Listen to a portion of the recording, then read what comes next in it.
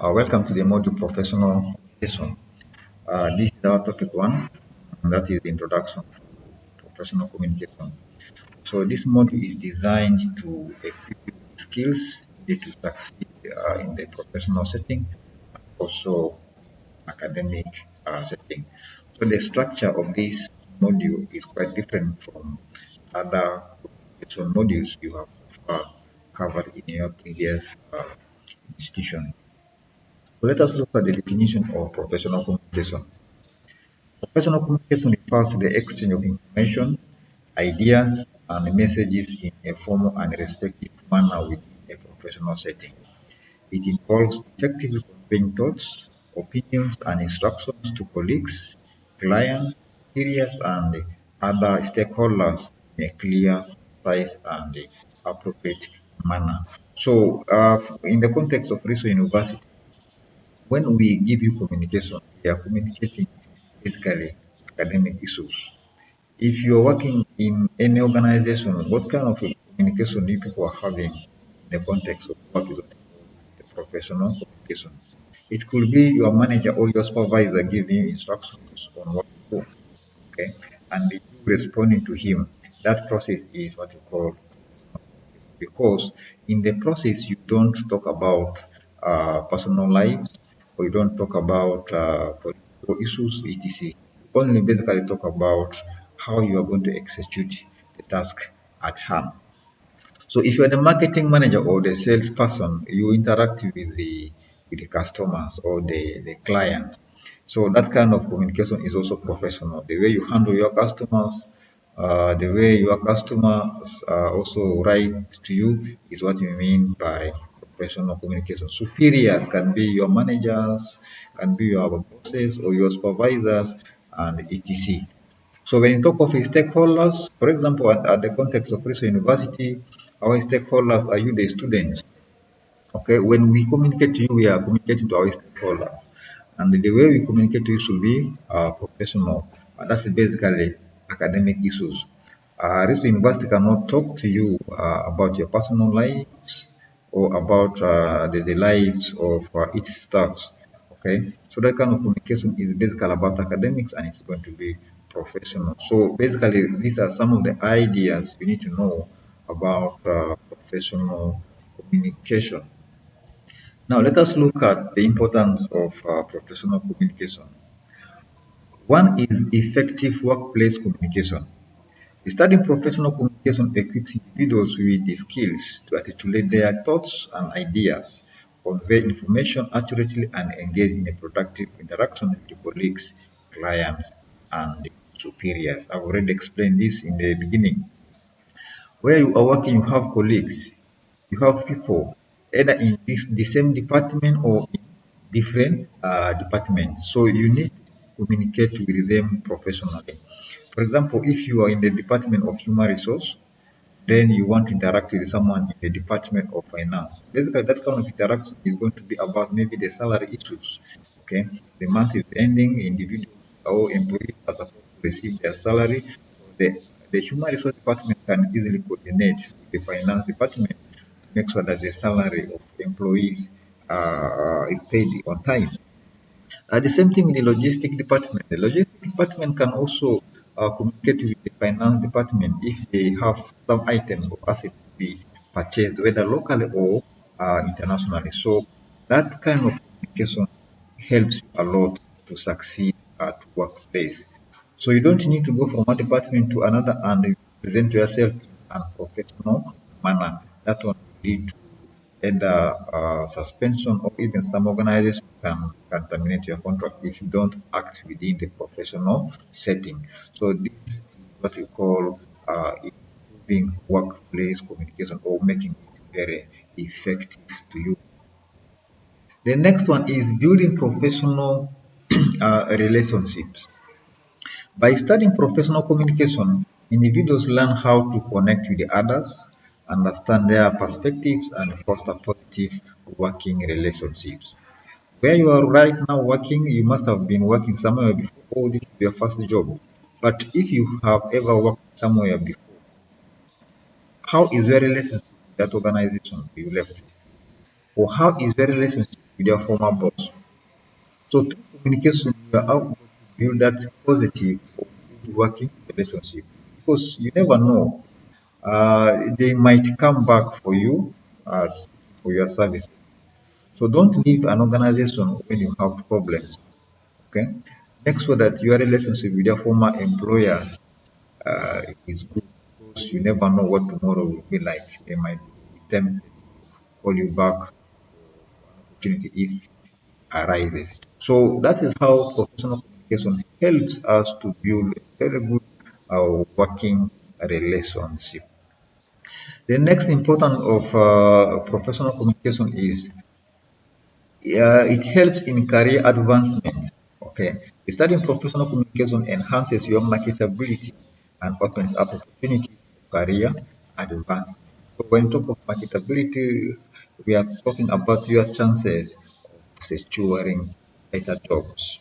That is, if you are good in some aspect of communication, especially skills like reporting skills, listening skills, etc. So this one help you a lot during better job. So the point is career advancement. So when you are studying this module, not just study for the purpose of passing.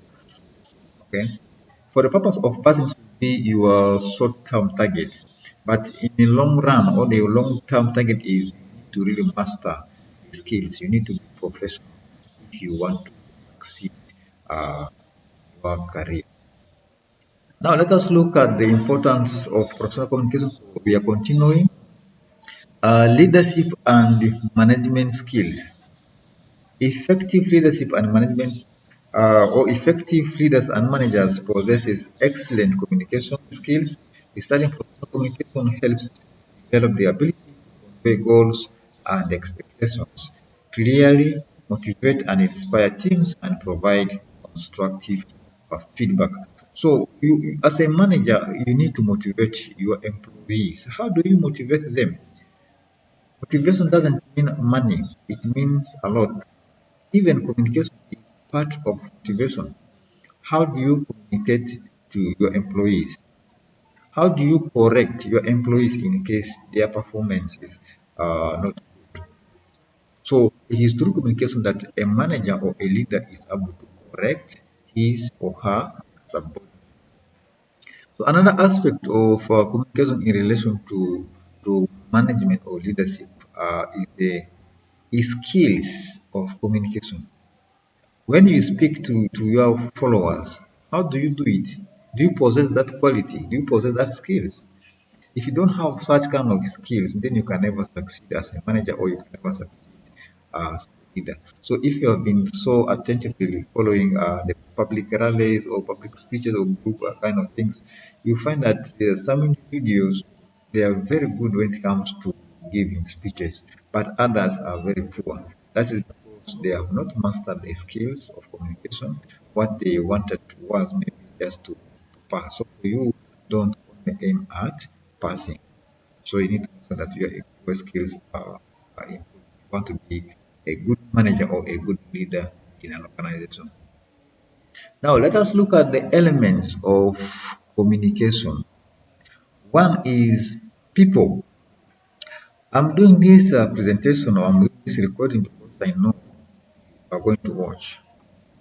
Otherwise, if you people are not there, if I knew that no one was going to watch, then why would I waste my time here communicating or lecturing?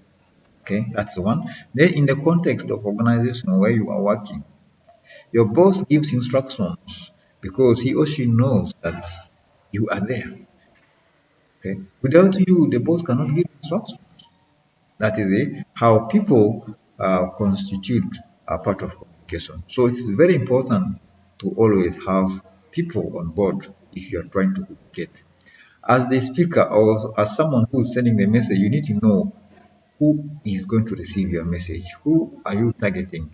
Otherwise, you may end up sending the message to a wrong person. And when you send the message to a wrong person, then the communication becomes useless or less effective. It's not effective because the intended person has not received the message. The next one now is the message itself. Now that you have people, okay, I'm here. What is the message? The message is actually lecturing. I'm lecturing, okay. I'm presenting on introduction to professional communication. That is our message. So for you who is listening or for you who is watching, you are just getting the message of lecturing, what communication is, the elements of communication, why is communication important, etc. So these are the message you are getting. The next one now is the channel. Having people in place and message is not enough. It cannot make communication complete. So the communication process continues. The channel can be the medium of transmission. What medium are you going to use to transmit your information? So you can have your message being transmitted through email. You can use a direct phone call. You can use Facebook, WhatsApp, etc. There are so many channels or medium of transmission. So it depends on who you are targeting.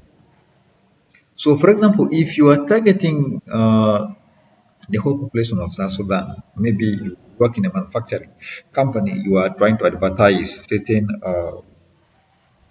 products you have. So, what channel, what medium of communication are you going to use? Okay. So, in this context, email cannot work because you don't have all the email addresses of the people of South Sudan. You don't. So what you can do is maybe you can use radio station to communicate. But again, there's a problem with radio station because we have some radio stations, their coverage is just within Juba. Okay, maybe Mirai FM, of course, Mirai covers, I think, the whole country. You can use a newspaper, okay, printed media. That one can also go everywhere across the country, even beyond the country. And then also maybe you can use the TV station to advertise your product. So the content of your communication determines which kind of medium or channel you are going to use. So that is another element of communication. Otherwise, using inappropriate channel means your communication cannot be received. The next one now is feedback. There must always be feedback. Okay. For me to be sure that my message has reached you is when I've received the feedback from you. So as professionals, we need to make sure that you always give feedback to the communication you've received. That's why for us, the human resource department, when we are done with the appraising your performance, we give you the feedback. That feedback helps you a lot to improve on your performances. If there are some elements where you're not performing well, then we in that feedback you know where you are not doing well and where you're doing well. So that one will help you to be on track. It will help you to improve on the areas of weaknesses. So feedback is very important. Don't delay. The moment you receive the message today, please have the opportunity to reply to that as soon as possible. Don't delay for 2, 3 days before you reply. The last element of communication is the noise. Okay, we cannot avoid noise in communication, but we can minimize them. As I'm communicating to you now, even there is a noise on the background, that is the echo. Okay. Sometimes you can be in a noise place or in the market, then someone calls you. You will not be hearing the person very well, or the person will not be hearing you well because your background is noisy. So noise is a part of communication. We cannot avoid it, like I've said before, but we can minimize noise. So these are some of the key elements of communication. Now let us look at the principles of communication. Principle number one is communication is inescapable. So when we say that communication is inescapable, we are simply meaning that you can't avoid to communicate. Whether you like it or not, you must be communicating unless you are dead. Okay, so long as you are living, communication is inescapable. No one can escape communication. Even the sick people on the bed, they ask for food. They talk. Maybe unless you're in coma, but if you are just sick, there's a way you still talk. You are hungry, you can talk. Even if you've lost your loved ones, just a moment or minutes back, you can still communicate. So communication is inescapable. The next principles of communication is irreversible. So it means you cannot change the fact that you said something. So what lesson do we learn here? The lesson we've learned here is that don't speak anyhowly. Okay, you need to be mindful of what you say. Because if you've ever abused someone, of course you will come and maybe apologize publicly to that person. You see, I'm sorry, ABCD. But the fact that you have abused him or her remains. Okay? The apology can be there, but that fact is there. So be careful or be mindful of what you say to people. The next one is communication is dynamic. We are talking about flexibility now. You can use different channels or different types of communication to send your message. You don't only need to use WhatsApp. You don't only need to use direct phone call. There are very many channels you can use. And there are also very many methods of communication you can use. That's why we say it is dynamic or flexible. The last principle of communication is the content dimension and the relationship dimension. So when you talk of the content dimension, I'm meaning that the message you are passing out, that is the content dimension. Okay. Like I've told you before, the message here or the content of this communication I'm having right now is lecture.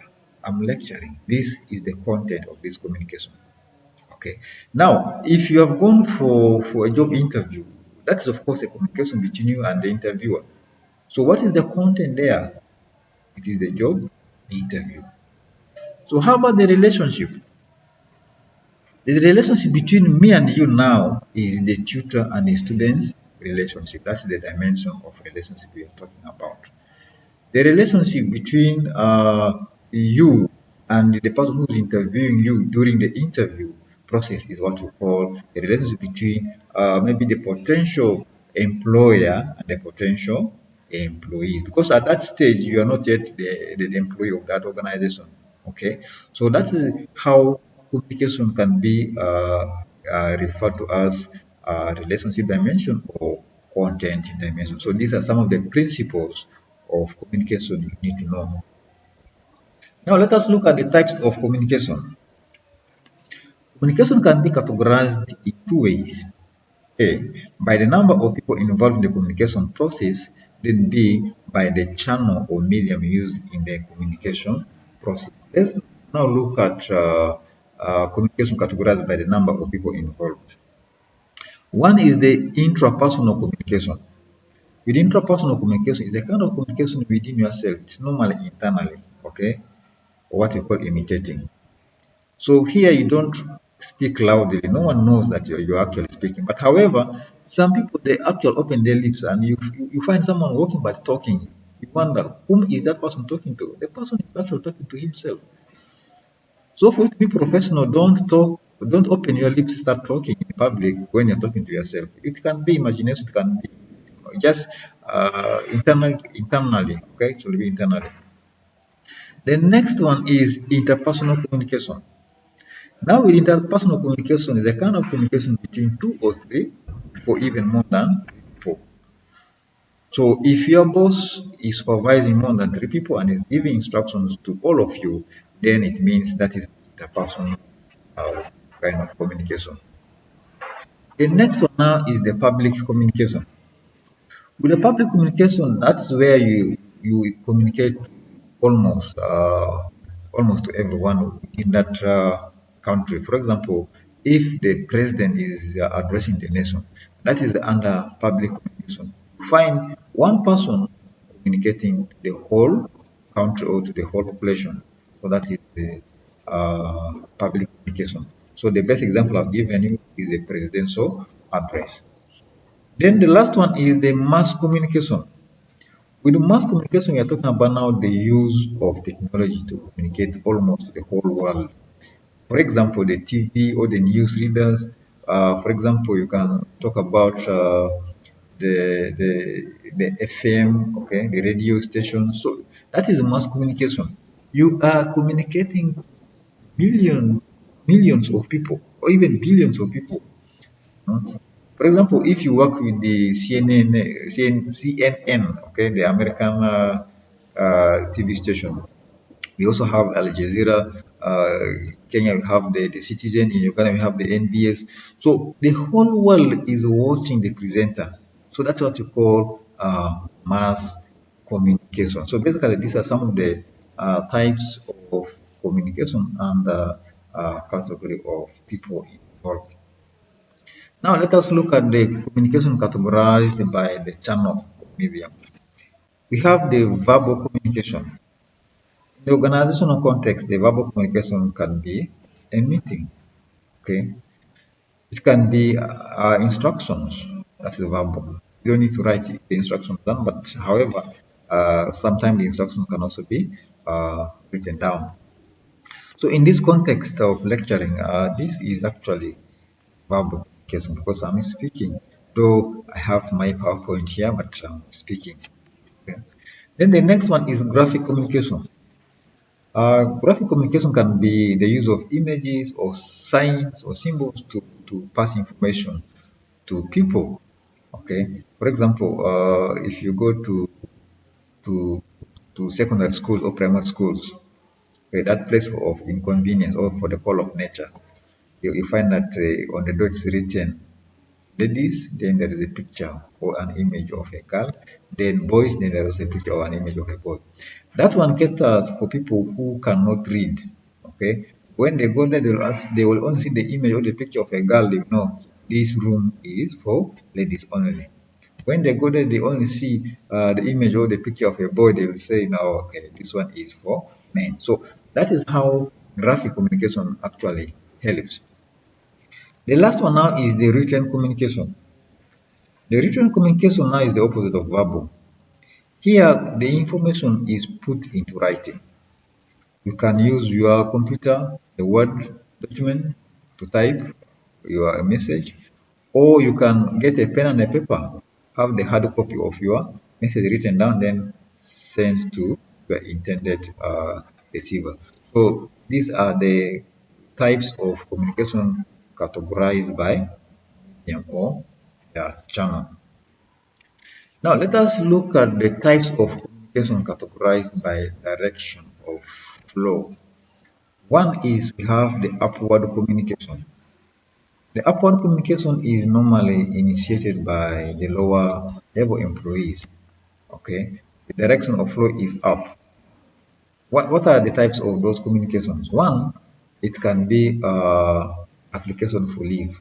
Okay, when you are applying for leave, you are addressing to your supervisor or you are addressing to your boss. So the direction of flow is upward. Then another example is it can be application for advance payment. Some people they do that. If you're in a financial crisis, you can apply for advance payment. So you are also addressing it to people who are above you.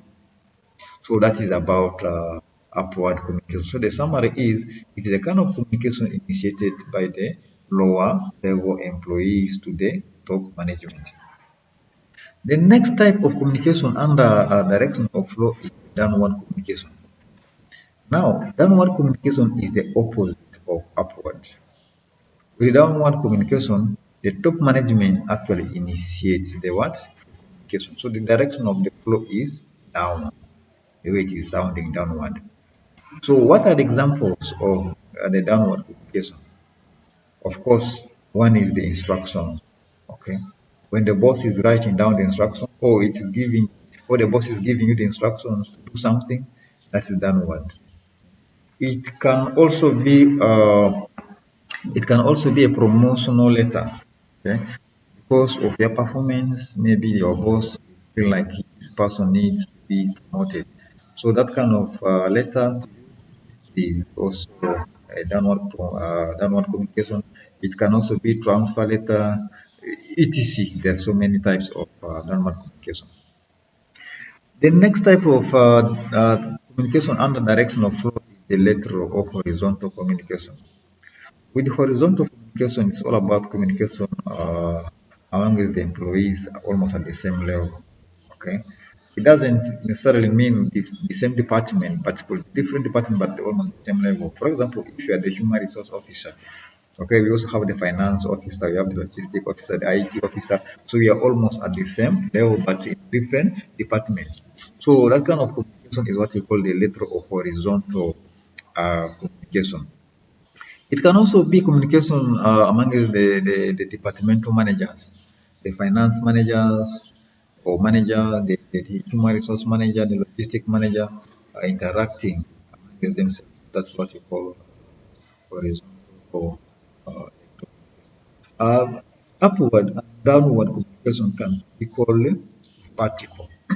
Okay, it can be called vertical. So when I ask you to state two types of vertical communication, just know that it is upward communication and the downward communication. Now let us look at the internal communication.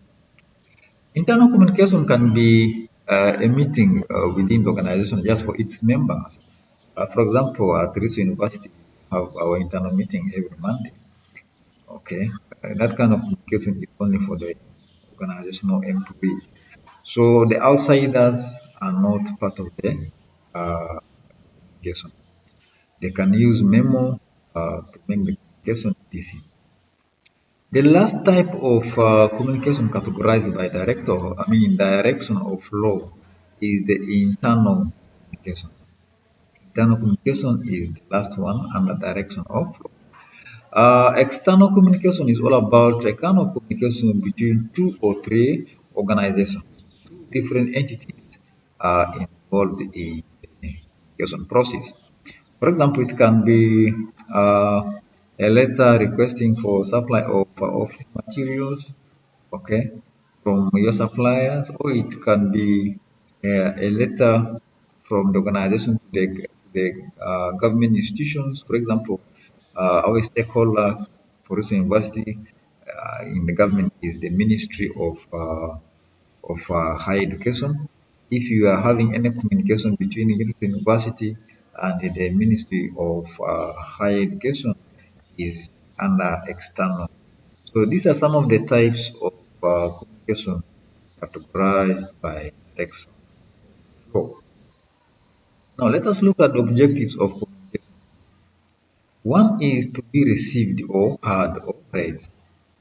The reason why I'm here recording is because I know you are going to receive it, or I know you are going to hear what I'm presenting. But if I'd known that you people would not listen or receive what I'm doing, then why would I be here? Okay, I will not be here wasting time. The next one is to be understood. Okay, to receive is one thing, or to be heard is one thing, but to be understood is another. The most important thing is to be understood. After you've received the information, have you understood the content or not? Because if you have not understood the content, then the information will be useless. How are you going to reply? How are you going to respond to the message? Okay. So it is important that you need to understand the message someone has sent. So that's the to communication. The next one is to be accepted. For example, you apply for a job because you expect your application to go through. Okay. However much there is still competition, but still you have that hope in you that your application will be accepted, you will be shortlisted for the interview. But if you had known that you were not going to be accepted or shortlisted for the interview, then you will also not waste your time, your money for transport, taking the hard copy, if it is the hard copy, printing your papers, etc. So it is important that when you are communicating, you expect your listeners or the person who will be receiving the message to accept it. So what is the lesson here? Don't write or don't send message which is unethical. Abusive words, don't send them or don't use abusive words because they will not be accepted. The last objective of communication in this presentation is to get action or change behavior or attitude. For example, I've explained to you the performance appraisal done by the HR department. So after appraising your performance, they give you feedback. So the aim of giving you feedback is improvement on the areas which you have not been performing well. Now, after you receiving the feedback, you know you have not been performing well in this area. Then, of course, you are going to change your behavior. Okay. For example, if you have been coming late for work for one reason or the other, then you have received the feedback that your performance in terms of reporting to work is not good. So, of course, you are going to start coming early for work. So, by doing that, your action has what? Has changed. Now, let us look at some of the barriers to communication. One is differences in opinion, the way you view things, the way you look at things. If it is different from the way your bosses or your managers are looking at things, then you are going to have some kind of misunderstanding. Okay, your boss is giving you instructions on how you are going to execute the task, but you have your own opinion or your own version of how to execute the task. So by that, you're going to be in misunderstanding. So it's a barrier to communication. So it's better you need to have one opinion, you need to have one version of seeing things, or one way of doing things to avoid misunderstanding. The next one is jumping to conclusions. Okay, before the speaker concludes, you have already draw your conclusions. That is very wrong. Maybe the main points are on the conclusion parts or are in the conclusion parts, but for you, you have already jumped to the conclusion that this guy doesn't have the content, this guy is wasting, this guy is boring. But the guy has content for you. Just because you have rushed to conclude, you're going to miss what that person is going to actually say by the time he concludes. So it's very important when someone is speaking, you listen to that person up to the last point. Then you can draw your lesson from there, whether the content is okay or not. The next one now is stereotyping. Stereotyping is about treating different people as if they are one. For example, if you have been working with some organizations before, you have your managers, okay? Now that you have changed the job, you have a new manager. Do not think that the new manager is the same as the old manager. They are not the same because one, they might be from different background, okay, different regions. The way they were brought up is quite different. So don't assume that all managers are the same. The moment you start treating them as if they're the same, they're creating that barrier to communication. For example, some managers they are not talkative. Okay, if someone is not talkative, but you initially had a talkative manager, don't treat this one as talkative because the moment you start treating him as talkative, you're going to be boring him. He doesn't want to talk a lot. So that's how it becomes a barrier to communication. The next one is lack of knowledge. Okay. If you don't have any prior idea or prior knowledge of what you're supposed to do in terms of execution of job, then your manager is giving instructions, do this like this ABCD, and if you don't have any knowledge, it's going to become a barrier. You will not understand what he's telling you because you don't have the knowledge of what you're supposed to do. Then the next one is lack of interest. This one comes back to class now. Class was physical.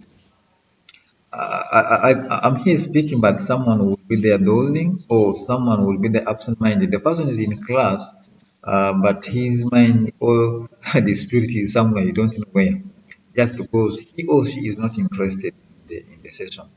So it becomes a barrier because whatever I'm speaking, he or she will not be getting it. Then after the class, the person will start asking the colleagues, what is this? What does the lecturer say? So you see, all this is because of lack of interest or you're not paying attention to what has been said. Okay. The last one now is difficulties with the expression. Difficulty with the expression comes back to the speaker now. The person who is speaking, can he express him or herself well or not? The way you express yourself determines whether your message can be understood or received by your listener. But if you are finding it difficult to express yourself, some words are not coming, some explanations are not coming, then the listeners will not get what exactly you want to communicate to them. That is on the side of the speaker and also on the side of the listener. Some people have difficulties when it comes to listening, how to get themselves organized in order to listen. So you having a smartphone, someone is calling you, you want to receive the call, and the speaker is speaking. So all this can disorganize you, and you will not pay attention, and you will not be able to express yourself in terms of listening because of the extraction or distraction you are receiving from the phone calls, etc. These are some of the barriers to communication. Now, let us look at the seven C's of communication as the last bit of our presentation. One is clarity. When we talk of clarity, we are talking about the message being clear. Okay. If you are having a job description, which I know you all have if you're working, so in that job description, it is very clear what you do and who you report to or who you supervise. It is clearly indicated. Okay. Then completeness. So your information or the message you are passing should be complete. It should not lack some parts. Because if it is lacking some parts, it becomes difficult for your listeners to understand the message. So you make sure that your information or your message is complete. All the details should be captured. Then we have conciseness. Conciseness we mean it should be brief. Okay, don't make it too long or lengthy. For example, when it is about academics, maybe you are writing an essay. So you have one paragraph of more than almost 20 lines or 15 lines. That is too big.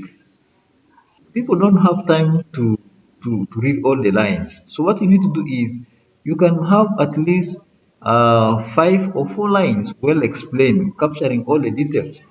So that's what you mean by conciseness. Be brief, don't make it lengthy. The next one is now consistency. You need to be consistent, don't divert. Okay. For example, here we are talking about professional communication. Then I will start talking about entrepreneurship. I'll start talking about human resource management, job analysis, function of human resource.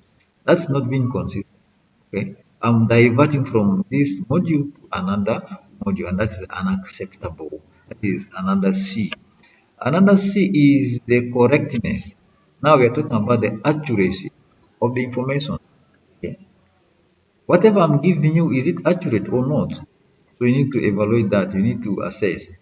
If I'm not giving you the accurate explanation or the accurate content, then you will miss a lot. Okay, you will miss a lot. You can have your grades, but it will not help you because the information I'm giving you is not correct or accurate. The second last C is the consideration. You need to be considerate. You need to understand the person you are talking to, okay, or the person you want to pass your message to. For example, if you want to communicate to someone who doesn't speak English, what do? You need to consider that fact. So you don't necessarily need to use English to speak. The person who you know cannot understand English or cannot even read. Okay. If you want to send a message to someone who cannot read, then you're using a written form of communication. How do you expect the person to understand the message? So you need to consider that fact. Okay. The last one is now the courtesy. When talk of courtesy is all about building good image or the goodwill. Okay. When I'm talking to you, I need to have that image or that will that this man does not abuse. This man is a respectful person. So that's all we need as a manager, as a student. When you're talking to someone, don't uh, leave negative image. Always leave positive image. Be empathetic, be apologetic, etc. That's what we call courtesy or good while communicating with your listener. So that's what I had for you in this presentation. We'll meet in the next session. Thanks for watching.